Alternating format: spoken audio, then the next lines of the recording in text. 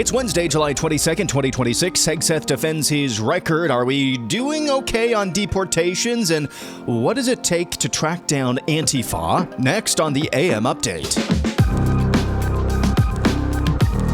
Secretary of War Pete Hegseth testified in front of Congress yesterday, asking questions or taking questions about his record and what's going on with the Iran war. I think you did accurately portray me as a reformed neocon, and members of our generation in Iraq and Afghanistan watched administrations on both sides try to project some remaking of a society in the image of America that spent thousands of lives. I mean, in Iraq, 15, I don't know the exact number, but tens of thousands between Iraq and Afghanistan, men and women lost.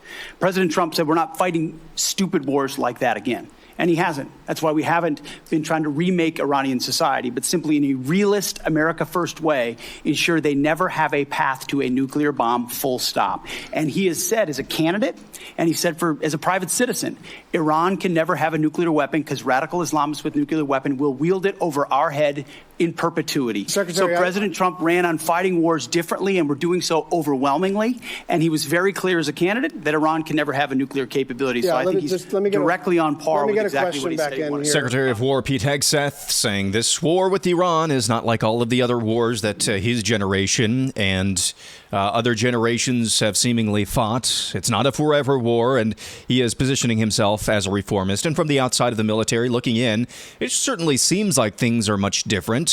Secretary of War Hegseth also really lambasted former then Defense Secretary Lloyd Austin, asking, what in the world was he doing? I can't believe the number of people who I heard doing the stinking thinking when I took over at the War Department. So I certainly hope everything he says is accurate and true, and that we just really don't know out here in the cheap seats what's going on with Iran. That was Secretary of War Hegseth at Congress yesterday.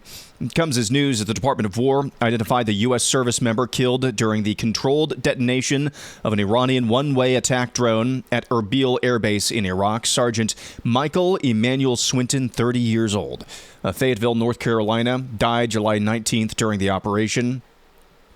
30 years old, and he died during a controlled detonation of a one-way attack drone from Iran. Not to make this personal, but my buddy I've talked about on this podcast, he just got back from Erbil Air Base just a few weeks ago, and I'm glad he's back. But boy, my heart goes out for that latest service member who looks like he had a wife and at least one kid as well that will not be seeing their dad again. Let's go to this topic.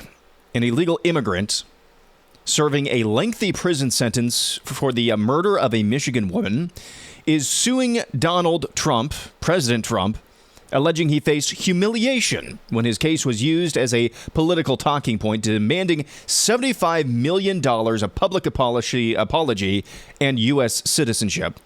Brandon Ortiz-Vite, 27 years old, who was previously deported from the United States, is serving a sentence of 39 to 102 years in prison for killing Ruby Garcia in March of 2024.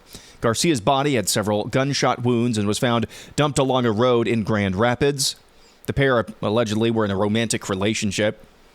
So this illegal alien, Brandon Ortiz-Vite, he was already deported during the first Trump administration, found his way back into the United States over the border during the Biden administration, proceeded to murder a woman, is serving a lengthy sentence for that murder, and is now suing Donald Trump because he felt humiliated that Trump used his case in a campaign ad in 2024. Are we doing okay with the deportations? That's the question a lot of people have been asking. I've seen various things flying around about new DHS Secretary Markwayne Mullin taking meetings with basically pro-amnesty lobbyists. Well, this number is being bandied about. U.S. immigration authorities removed more than 350,000 individuals so far in fiscal year 2026. It's according to statistics posted by Immigration and Customs Enforcement, potentially putting the agency on track to break a record set by the Obama administration. The total number of deportations so far this fiscal year is 356,389. Is that good? Well, let's look at the total number of deportations. it's difficult. I'll get to this in a little bit. It's difficult to track down hard numbers.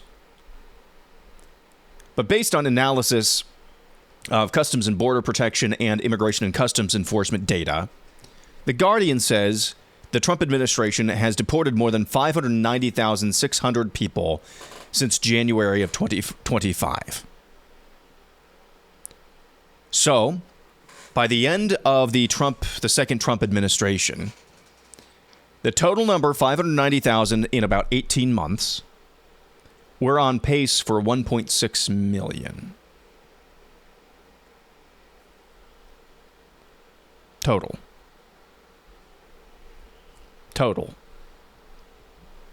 1.6 million deportations total during this Trump administration.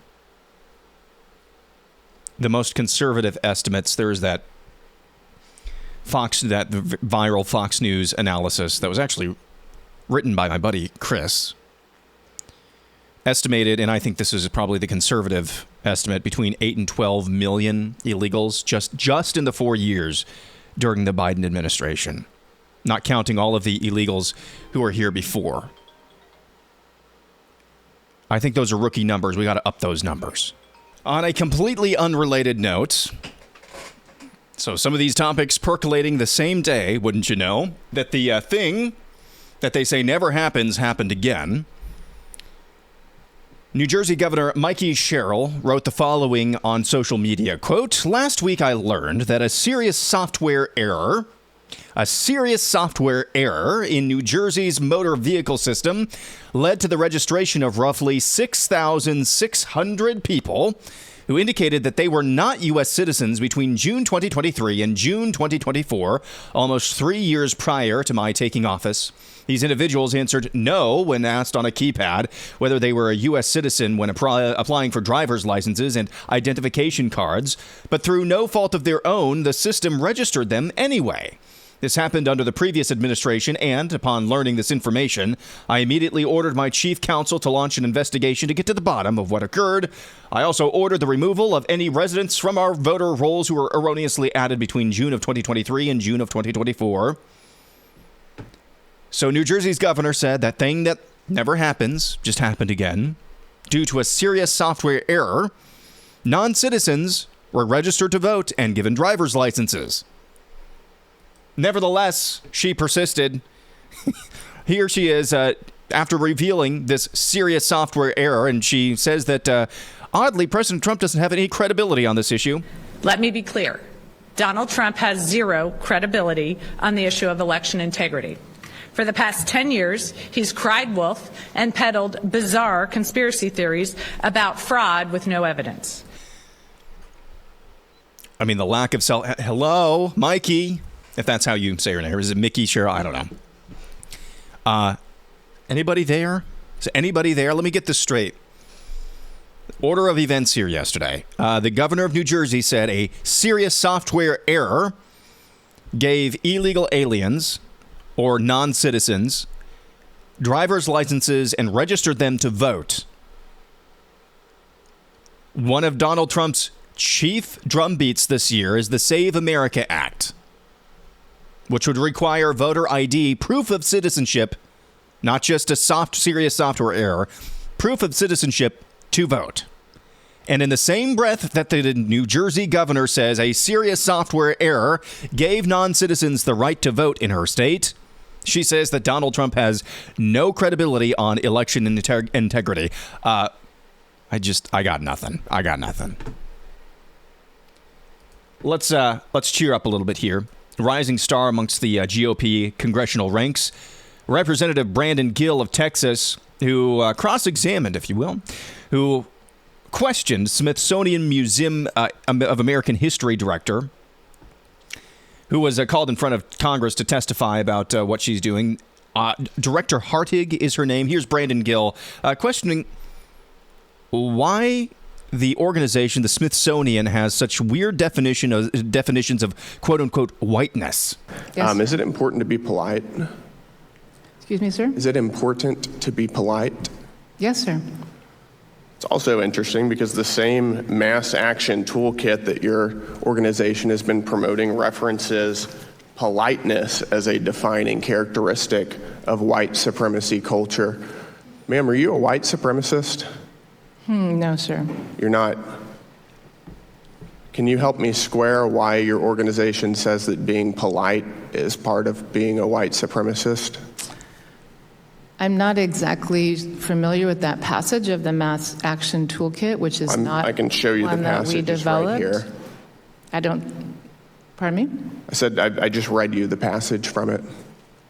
And Good job, Brandon Gill. I mean, just put out the line, got her to bite. Of course, politeness is very important, and then reeled her in. Well, here's what your organization says is a marker of white supremacy. Politeness is a definitive marker of white supremacy, according to the Smithsonian. Are you a white supremacist there, Director Hartig? Brilliant stuff from Brandon Gill. When we come back, how do you track down Antifa? That and a little bit more next.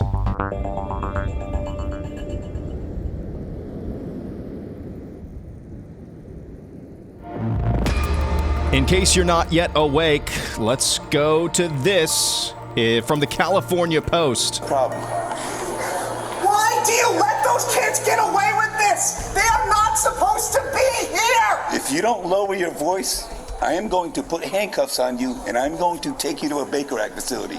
You lower your voice. Try it. Are you threatening me?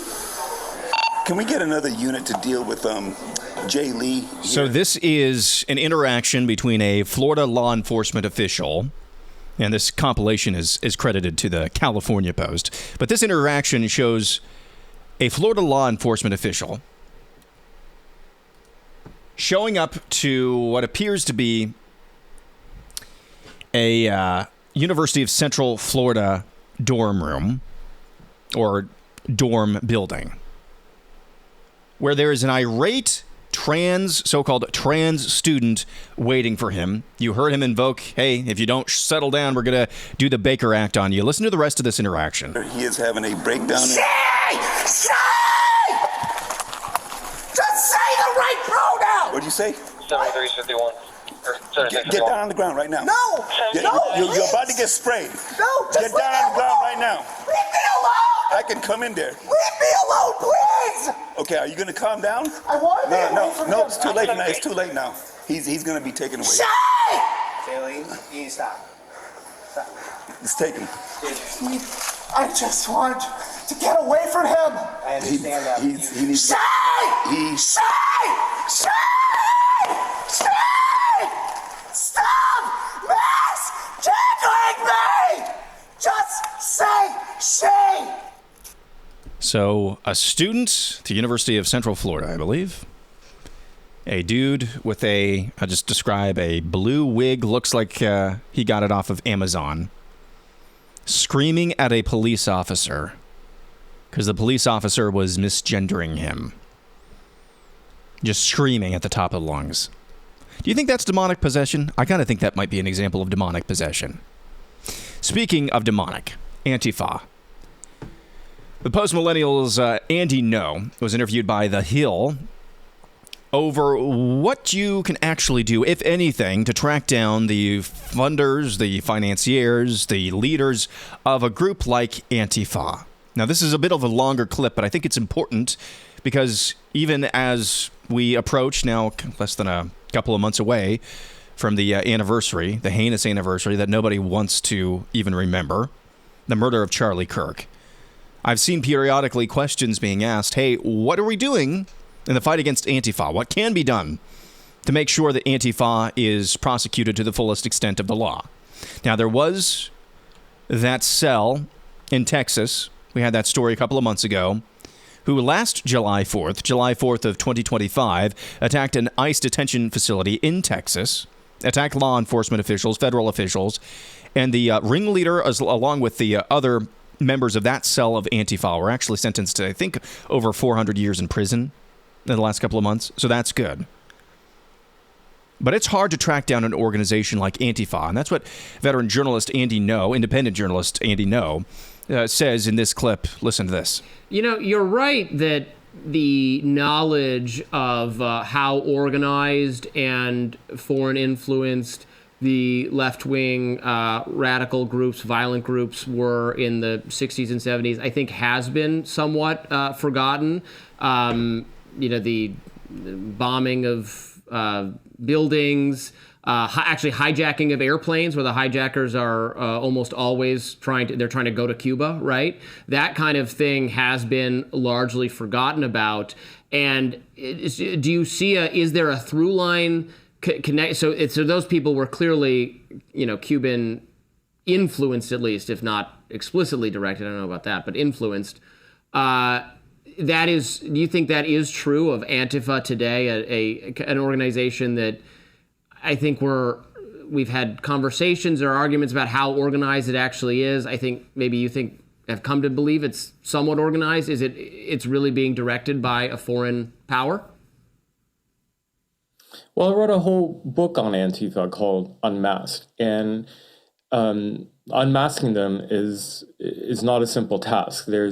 It's a decentralized movement, you can call it. It's not a singular organization. There are a lot of misconceptions about it, particularly on the right and the left as well.